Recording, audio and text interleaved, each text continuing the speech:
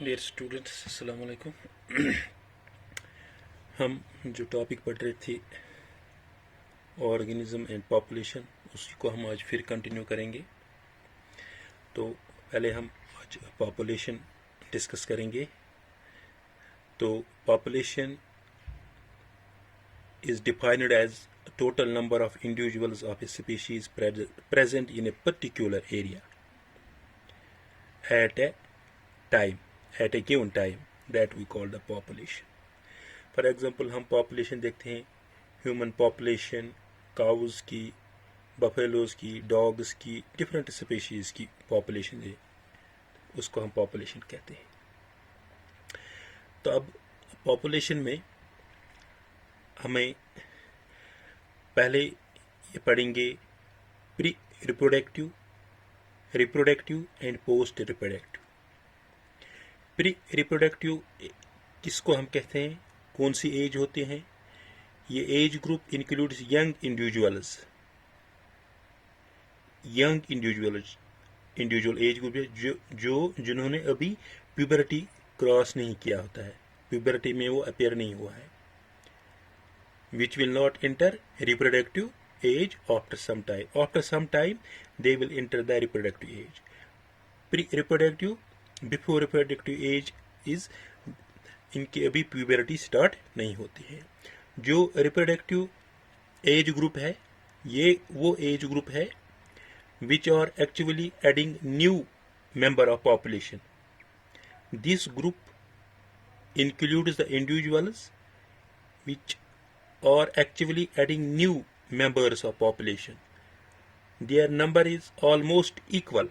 इनका नंबर और pre reproductive age group का नंबर ऑलमोस्ट इक्वल होता है, ऑलमोस्ट इक्वल होता है।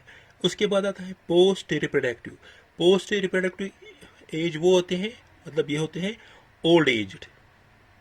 This age group includes older individuals which no longer take part in the reproduction, क्योंकि यहाँ पे प्यूबर्टी खत्म होती है इनकी। प्यूबर्टी रिप्रोडक्टिव में आती है, इनमें रिप्रोडक्टिव प्री रिप्रोडक्टिव में प्यूबर्टी अभी स्टार्ट नहीं होते, तो इनमें पोस्ट रिप्रोडक्टिव में प्यूबर्टी खत्म होती है। अब हम पॉपुलेशन इसको इस तरह दिखाएंगे एक्सपैंडिंग। ये बिल्कुल आपकी इस एनसीईआरटी बुक में सब कुछ दिखाया गया है। ये डायग्राम्स जो भी इधर है, डायग्राम्स वहाँ पे है डायग्राम्स, इसको हम कहते हैं एक्सपैंडिंग। एक्सपैंडिंग दिस वन, यहाँ पे ये वाला पोर्शन है, जो वाला रेड वाला पोर्शन, ये प्री रिप्रोडक्टिव पोर्शन है, और ये वाला पोर्शन जो है, this one is the reproductive portion and this third one portion is the post reproductive portion. इस पॉपुलेशन में, इसमें पॉपुलेशन ग्रोइंग होती है, पॉपुलेशन ग्रोइंग है, और इसकी शेप होती है प्राइमेडल शेप इनकी होती है। ये देखिए, इसकी शेप प्राइमेडल बन जाती है, प्राइमेडल शेप। और ये एक्सपैंडिंग जो पॉपुलेशन ग्रोइंग होती है, ये डेवलपिंग कंट्रीज में होती है, जहाँ पे पॉपुलेशन ज्यादा है। इंडिया है, डेवलपिंग कंट्रीज है, तो उसमें एक्सपैंडिंग होते हैं प्राइमेडल इन शेप। उसके बाद आता है स्टेबल। ये स्टेबल, ये वाला है स्टेबल। इसमें जो होता है, ये ग्राफ जो बनता है, ये बेल शेप्ड बनता है, इस तरह bell shaped graph. Pre reproductive and post pre reproductive and reproductive is almost equal. यहाँ पे इनका इक्वल होता है, ऑलमोस्ट इक्वल रिप्रोडक्टिव। जो प्री रिप्रोडक्टिव होता है और रिप्रोडक्टिव एज ग्रुप होता है, ये ऑलमोस्ट इक्वल होता है। और ये ग्राफ जो स्टेबल होता है, ये डेवलप्ड कंट्रीज में आता है, ये डेवलप्ड कंट्रीज में आता है। उसके बाद है, ये है डिक्लाइनिंग।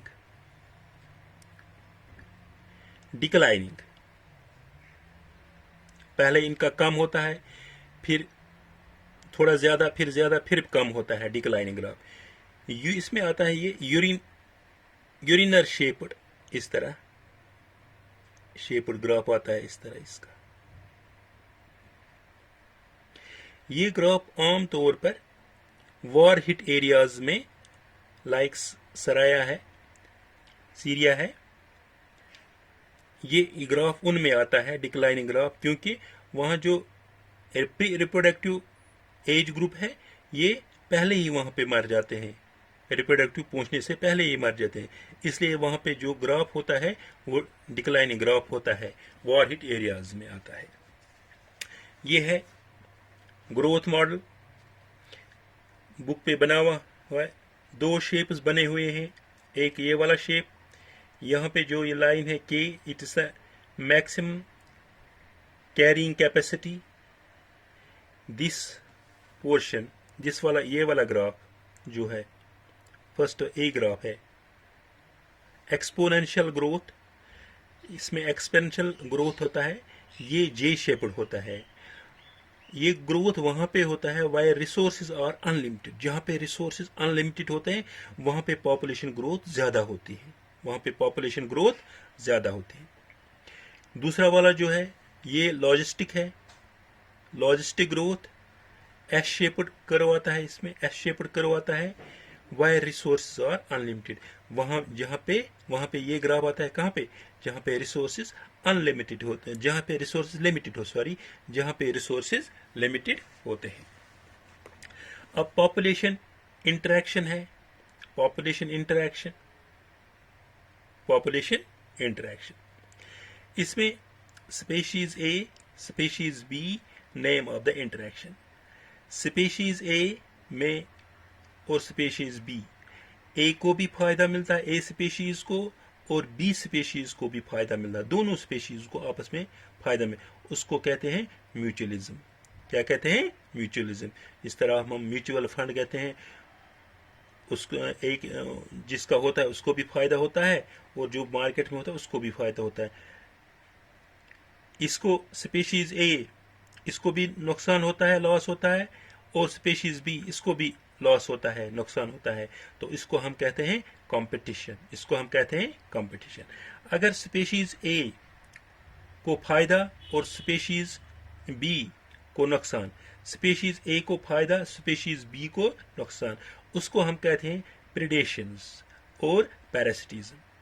इसमें अगर प्रीडेटर है, प्रीडेटर को फायदा मिलता है, प्री को नुकसान मिलता है, उसको हम कहते हैं प्रीडेशंस। इसी तरह पैरासाइट, पैरासाइट को फायदा मिलता है, जो होस्ट होता है उसको नुकसान होता है, उसको लॉस होता है, उसको हम कहते हैं पैरासिटिज्म भी और प्रेडेशंस भी। दूसरी बात यह है, अगर ए स्पीशीज को फायदा मिलता है, ए स्पीशीज को फायदा मिलेगा, बी स्पीशीज ना इसको नुकसान होता है ना इसको फायदा है, ये बोलता है जाने दो, जिस क्या हो जाएगा मुझे कुछ नहीं है, उसको कहते हैं कम्युनलिज्म, उसको कहते हैं कम्युनलिज्म। इसी तरह अगर स्पीशीज ए को लॉस होता है, बी को कुछ नहीं होता है, चाहे यमिस लॉस गस्तन या कह गस्तन, यमिस कहीं फर्क पे, अत वन एमेंसलिज्म, एमेंसलिज्म, एमेंसलिज्म। ये पॉपुलेशन है। अब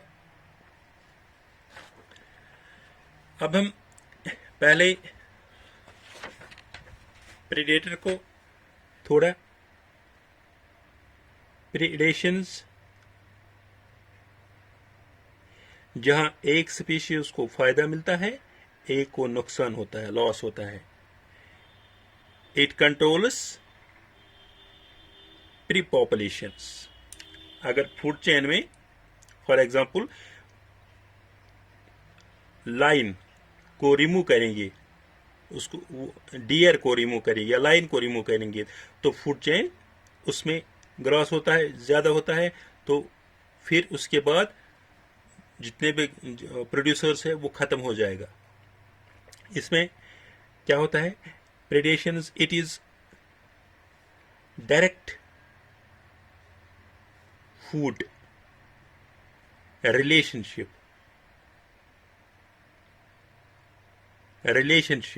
between the two organisms,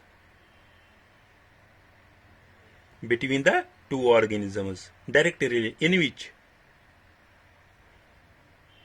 one organisms predated, captures and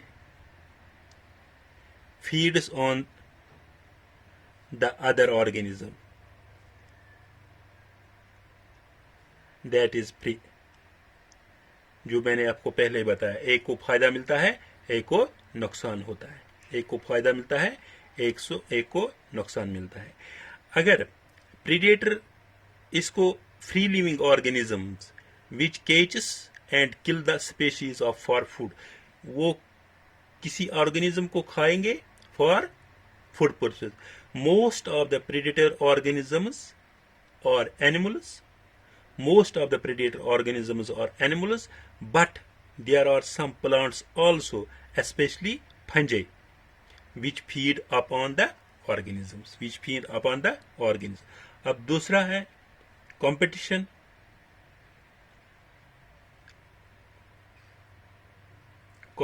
है, कंपटीशन में ना स्पेशीज ए को भी नुकसान होता है और स्पेशीज बी को भी नुकसान होता है. इन विच both partners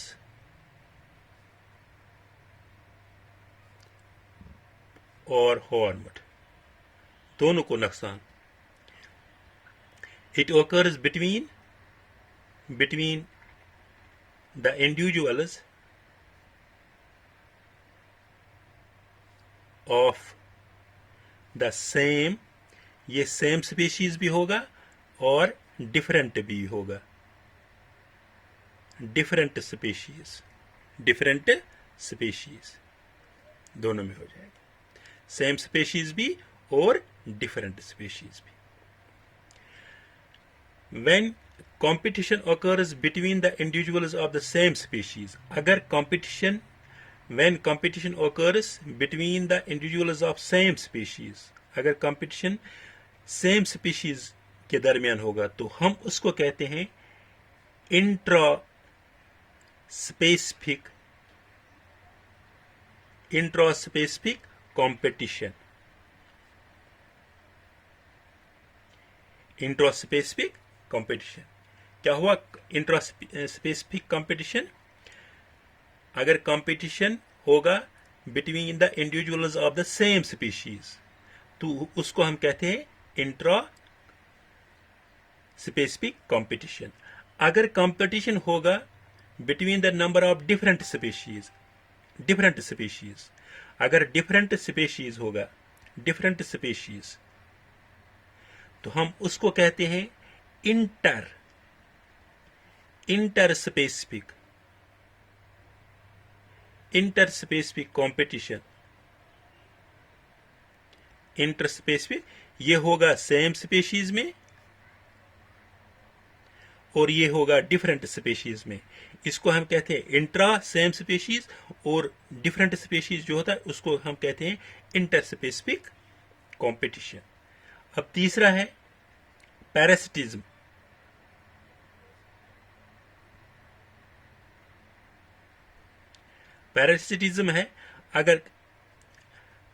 अगर स्पीशीज ए को फायदा मिलता है और बी को लॉस होता है, नुकसान होता है, हम कहेंगे when organism is benefited, when one organism is benefited and the other one is harmed. ए को फायदा मिलता है स्पीशीज ए को, स्पीशीज बी को नुकसान होता है, तो उसको हम कहते हैं पैरासिटिज्म. अब जो गेनर होता है, जिसको फायदा मिलता है, गेनर जो होता है, उसको हम कहते हैं पैरासाइट. एंड जो लूजर होता है, जिसको नुकसान होता है, उसको हम कहते हैं होस्ट.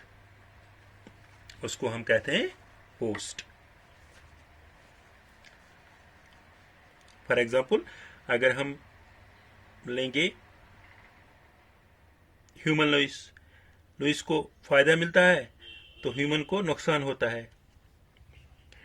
इसी तरह host is always larger than the parasite, जो होस्ट होगा वो लार्जर होगा देन पैरासाइट से, पैरासाइट से होस्ट लार्जर होता हमेशा।